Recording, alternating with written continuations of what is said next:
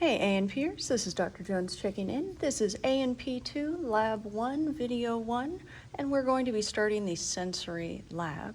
So first things first, if you're following along with your booklet from home, let's start with the skin model, and this will be on page 4 of the lab booklet. So we are learning two of the sensory structures in the skin. First, these are the tactile corpuscles. These little things, they are in the dermal papilla, little things that stick up the top of the dermis. As a review, this major layer is your epidermis, dermis, and hypodermis, which is also called the subcutaneous layer. Okay, and these little bumps are the dermal papilla, and in some of the dermal papilla, you'll have these tactile corpuscles. They used to be called Meissner's corpuscles. Down here in the hypodermis or deep dermis, you find these lamellated corpuscles. They used to be Pacinian corpuscles. I think there's even a newer name now, the lamellar corpuscles. And lamellated is just like laminated. It just means layers. And you can see on this model that it's a sensory structure down the middle with layers of connective tissue around it, kind of like an onion. And you can understand why these tactile corpuscles closer to the surface of the skin will monitor your fine touch, because you squish just a little bit, you'll distort those and be able to feel it. Whereas these lamellated corpuscles do your deep pressure, because you have to squish the skin a whole lot harder to distort it all the way down here for these to pick up the sensation. Moving on to eyeballs. That model out of the way. Let's get an eyeball model here. So here we have the palpebrae. The palpebrae are the eyelids. The upper and lower together are your palpebrae. The lateral canthus is the outer corner of the eye where the two eyelids come together. Medial canthus is the inner corner of the eye where the two eyelids come together. In the medial canthus is a pink fleshy structure right there. That's the lacrimal caruncle, and that makes your sleepies, or what some people insist on calling eye boogers. I'm going with sleepies. Either way, they're made by the lacrimal caruncle. And then we need to know this muscle on the top here. This is the levator palpebrae superioris, and it'll be controlled by cranial nerve 3, the oculomotor. It attaches to the eyelid itself. So this muscle, the levator palpebrae superioris, is how you raise your eyes, raise your upper eyelid in the morning. So how you open your eyes. So to close your eyes will be the orbicularis oris, and then opening your eye is the levator, like it elevates, palpebrae, which is just our word for eyelid, superioris. So it elevates the superior eyelid. Simple Latin.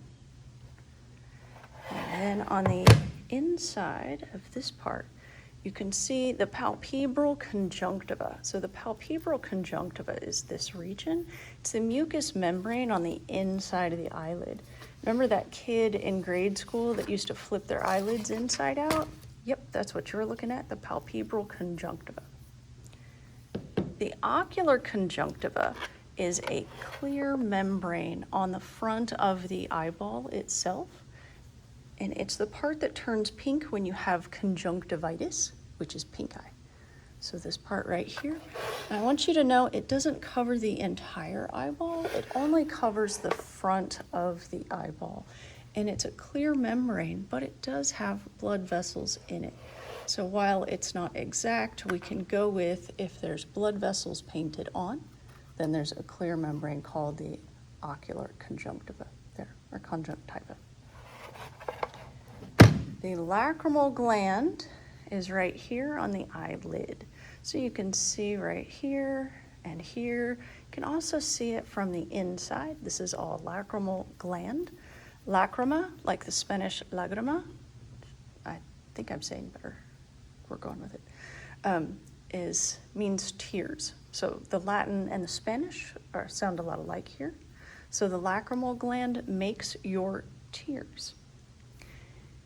I always thought when I was a kid that the tears came out of these dots right here, that these were the lacrimal ducts. they're not. These will be the lacrimal ducts. Those little dots back there. So these are actually called lacrimal puncta, like a puncture wound. They're holes, and they drain the tears out your eyeballs. And they drain them into these little tubes. These little pink tubes are called lacrimal canaliculi, just like we had canaliculi in the bone, in the osteons. And these lacrimal canaliculi are the little pink tubes that drain your tears. And they drain them out to the lacrimal sac, which is right here, number 10. And then they will drain into, through the nasolacrimal duct, into the nasal cavity. So that's why when you're bawling, boo-hoo, boo-hoo, your tears go from your lacrimal gland to cover your eye, and then get drained out the lacrimal puncta, the lacrimal canaliculi, the lacrimal sac, and the nasolacrimal duct into your nasal cavities. So that's why when you're crying, you have to blow your nose, because your tears are coming out your nostrils. So that's why. And then we have some other muscles we need to learn. Now, this top muscle we already said was the levator palpebrae superioris, and it moves the eyelid. But there's another second muscle underneath it. So this part here is actually two muscles. Separate, see the little yellow line separating? This one's the levator palpebrae superioris. This one's the superior rectus. So the rectus muscles, just like the abdominal rectus and the rectus femoris, are muscles that are going to go straight back. So we're going to have 4 of them. We're going to have a superior rectus, an inferior rectus underneath, a medial rectus on the nose side, and a lateral rectus. And then we have 2 diagonal muscles, and they'll be obliques, just like the obliques in your abs go diagonally. This is the superior oblique, and it goes through that little connective tissue sling right there, which acts as a pulley, and the Latin word for pulley is trochlea. So the superior oblique muscle is controlled by the trochlear nerve. And this is the only muscle that is innervated by the trochlear nerve on each side, and that's why your trochlear nerve in the brain was such a tiny little wire on that model, because it only controls one muscle. Let's see, superior oblique. And the inferior oblique is underneath here. Again, it goes diagonally. And most of these, the superior oblique is controlled by the trochlear nerve, cranial nerve 4. The lateral rectus is controlled by the abducens nerve, cranial nerve 6, because it causes your eyeball to abduct, because when this contracts, your eyeball moves out laterally. And the rest of them will be controlled by cranial nerve 3, the oculomotor, which moves the oculus, the eyeball. So the other parts of the eye we need to know are the sclera. The sclera is the white of the eye. The corneal limbus is this edge right here. In the new lecture book, it's called the corneoscleral junction. In the lab book, it's still the corneal limbus. And then we've got the cornea, which is this clear bubble here. So let's take this apart. So here's your cornea. This is the clear bubble that is the very front of your eyeball. And the sclerovenous sinus is on a different model. I'll show you that in a minute. Okay, so this outer layer with the sclera and the cornea is the fibrous tunic, the fibrous layer. It's a tough layer. And the next layer in is called the vascular layer. So the vascular layer has 3 parts. It has the iris. This is the colored part, blue or green or brown, or if you're reading a romance novel, then it's probably gray or purple, or violet. Yeah. And then the ciliary body will be this region, and then this purple stuff in the back will be the choroid. And this is called the vascular layer, and you can see the blood vessels, arteries and veins and nerves and all that run through here, neurovascular bundles. Okay, so then inside here, we have the lens. So the cornea is clear stuff that's on the outer layer of your eyeball, and the lens is clear stuff that's inside your eyeball. The lens is held in place by suspensory ligaments, which aren't on this model. I'll show you that. On the other model, ciliary muscles are on the other model, and the pupil is the hole in the iris. So that's how the light gets inside your eyeball as it goes through the pupil. Okay, I'm trying to go down the list here. We're going to skip to the vitreous body, and that's what this is supposed to represent, the vitreous body. It's not a solid structure, it's more of a gelatinous, like if you're young, it's more like half set jello, and as you get older, it gets thicker, and that's how it gets harder to see.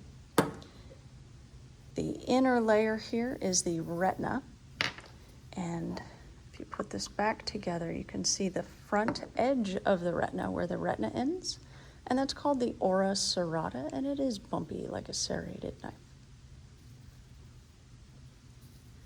So you might be curious about where we go from the term ciliary body to choroid, and right here at the ora serrata, at the edge of the retina, is where we change terms. So iris, ciliary body between my thumbnails, and then this covering the retina is the choroid.